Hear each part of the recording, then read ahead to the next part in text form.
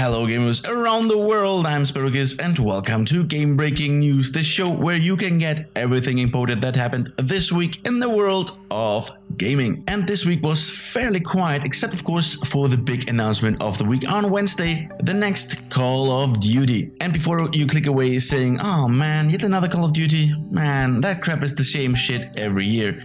Well, you're totally right and I agree 100%. I lost interest in Call of Duty games for years now, and maybe this is also going to be the case again this year. Or maybe it isn't, because there is the slight hope that things may change with this year's Call of Duty, and this is the first Call of Duty that caught actually my interest since Modern Warfare 2. So bear with me, okay? Now, first things first. The next Call of Duty is named simply World War II and will come out on the 3rd of November. So far, there was only the announcement and we don't know much about the game nor the multiplayer because they want to present that on E3 in June. But we know that unlike previous Call of Duty games, the single-player campaign is not supposed to be a masturbation model for Michael Bay. At least it should be harder for him to do so. Or would it be softer in this case?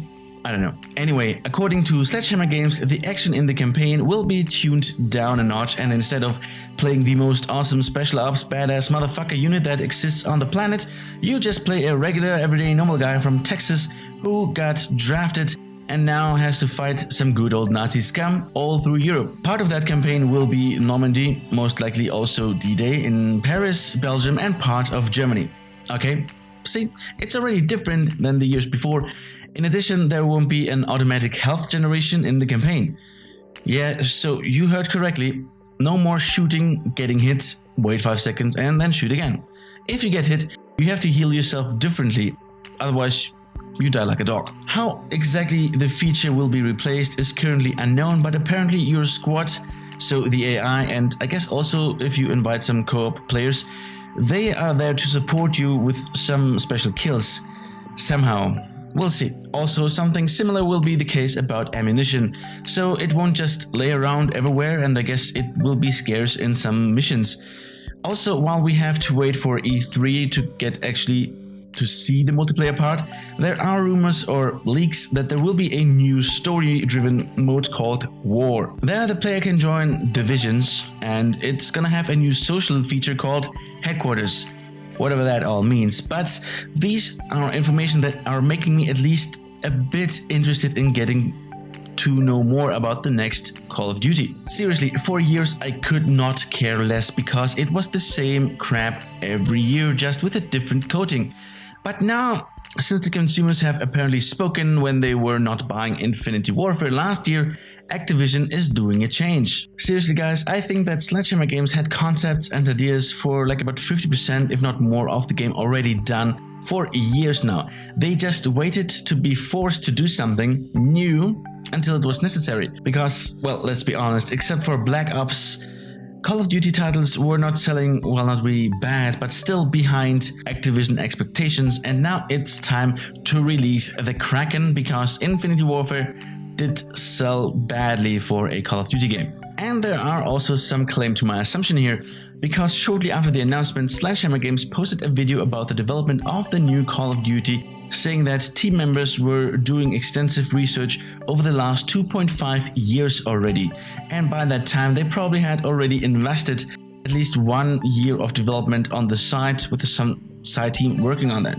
To wrap it up, according to Amazon UK, DLCs and the like are going to be temporarily exclusive on PS4.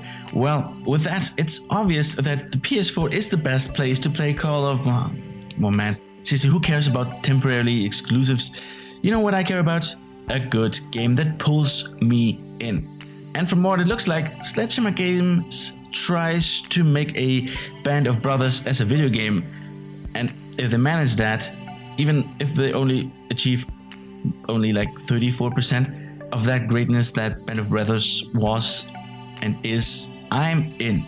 Moving on to the place where you won't be able to play Call of Duty World War II, Nintendo. So we finally have official numbers of sold Switches.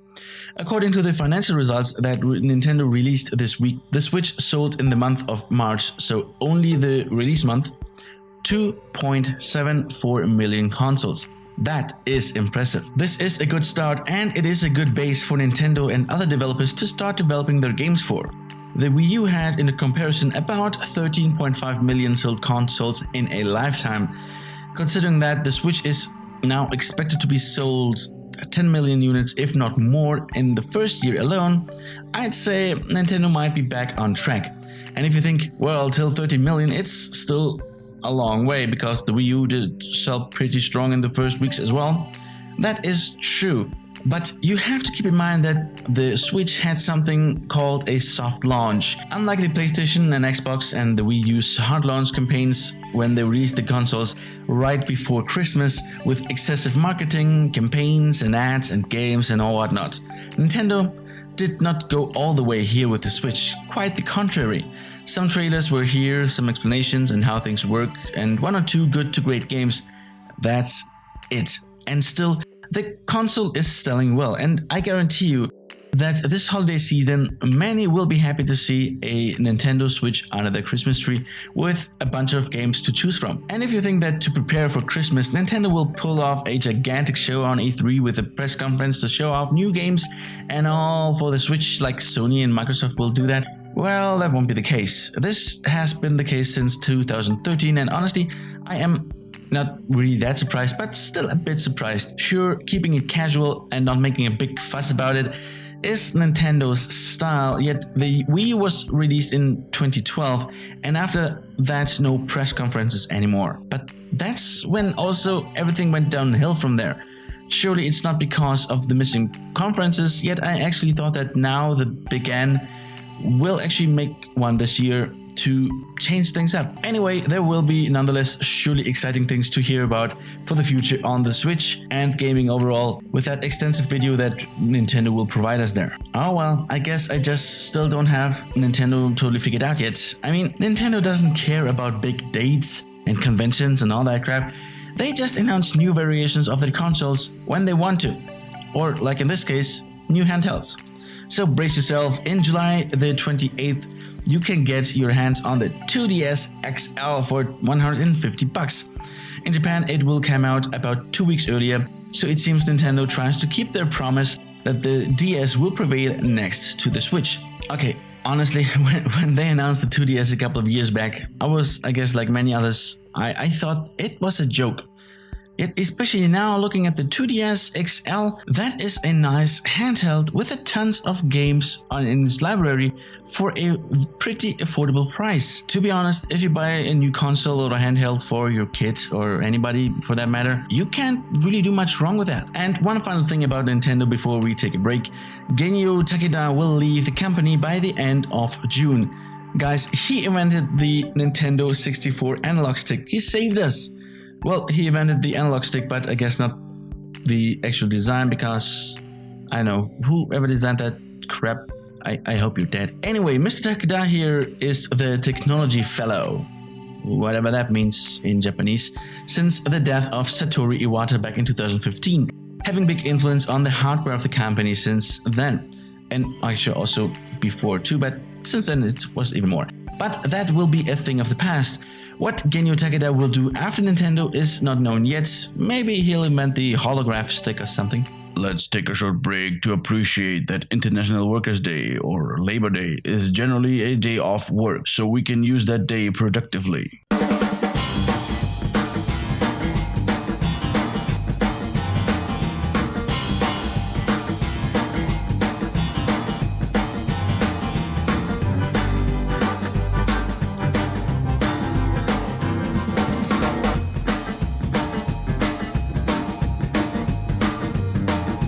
Let's talk about mods, baby, because we got some good, some bad, and some ugly news here regarding mods.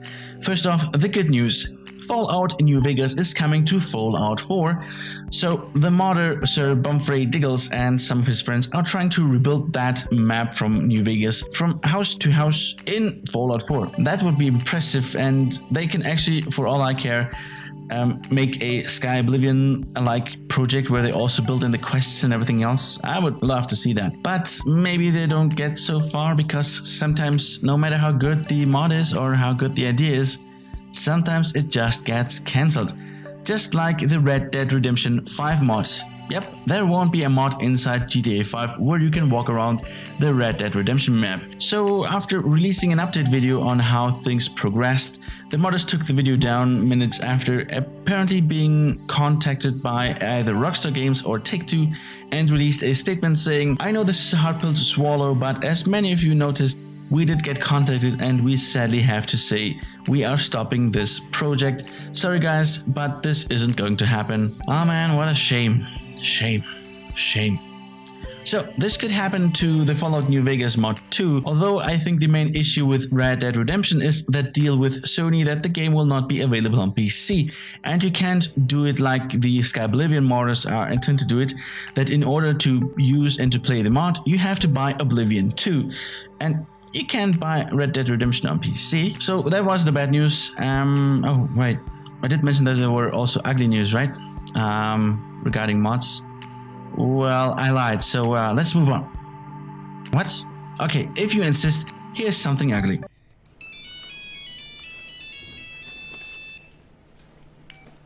Hello? Hello? Hello, Judy. What can I do for you? Computer's broken! Is it a PC or a Mac? Yes! Well, what's wrong with it? Broken down! Yeah, broken down how, Judy? Bing bong noise! Bing bong noise! What's the precise nature of the problem? Email! Damn, Judy! The battery on my phone is... Man, I love the IT crowd. British comedy is rarely my cup of tea, but that show was amazing. But sadly, it was. Shame again. Shame! Let's go back to games and Ubisoft. Alright, like them or not, Ubisoft might be facing some hard times because according to Reuters, Vivendi Games is likely to attempt to buy out shareholders and incorporating Ubisoft. Now, Ubisoft is fighting that for years now, fearing that this would damage the creativity of the developers and the publishers, and I totally think that they are right. Now, I know what you're thinking, Ubisoft and creativity? Come on, who are you kidding? That's just like Donald Trump and humility. That doesn't exist. But first, in my opinion, it seems that Ubisoft is starting to learn and actually change their simple open world formula that they use over and over and over again. And second, well, if it's already that bad as it is right now, what do you think will happen when Vivendi Games will take over? I expect something like King, you know, the bastards that make the same mobile game over and over and over again and make millions of dollars from stupid idiots that pay for those games. Oh hey, we're back at Call of Duty again. Huh, interesting. More bad news for publishers, although I don't really see that as bad news. This time it's Capcom. So it seems that Resident Evil 7 has sold over 3.5 million copies. I think that is impressive, yet Capcom is, well, they're not really that excited because it is below their expectations of 4 million copies. Seriously guys, the game will get there. It is a good horror game, not the crap Resident Evil 6 was. You just have to give it time to get the trust back from the gamers after bullshit that you pulled off. The hacker Adam Rudd has to go to prison for 2 years because he developed software to, well, hack.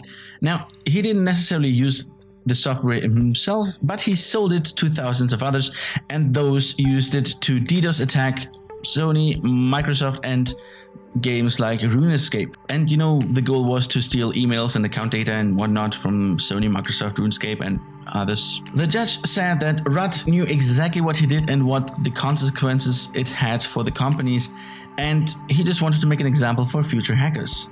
Next up, Bluepoint Games, mostly known for the well-made remake of the Uncharted collection, is making another remake.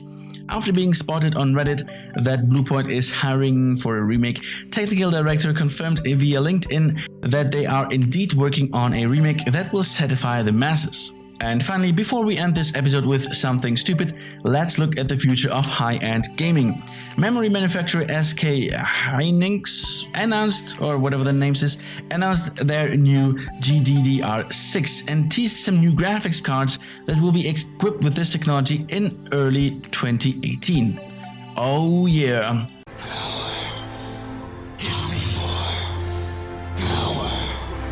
Why should you care about GDDR6?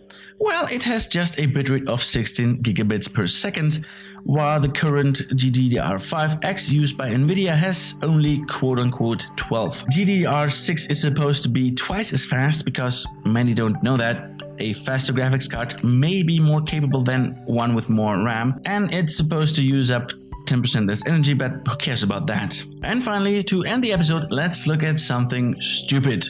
GameStop. So in Germany they started a trade-in program to bring your old PS4 and 2 games and you will get a PS4 Pro for 100 euros. But that kinda backfired because they ran out of consoles. While this event is still going on for 2 weeks, the day after it has started, the CEO of GameStop Germany had to release a statement that they were not prepared to receive so much interest and they're trying to stock up as many PS4 Pros as fast as possible to supply everyone from gamers who would like to trade in and the ones who would like to buy a PS4 Pro for the first time, and yeah, that they would actually be able to do that. Oh well, who needs a console anyways, right? I mean, there are mobile games and those are much better than and more fun anyways, right? Oh man, oh god, I feel dirty saying after that. Not bedroom dirty, but literally dirty inside my guts. Oh man, I think I have to throw up. Alright, but before I do that, I would like to thank you very much for watching. It's been a pleasure to present you the game-breaking news of this week. Don't forget to press the like button down below and to put your thoughts on this week in gaming in the comments. That's it for today, and I'll see you next week for an all-new game-breaking news. Goodbye.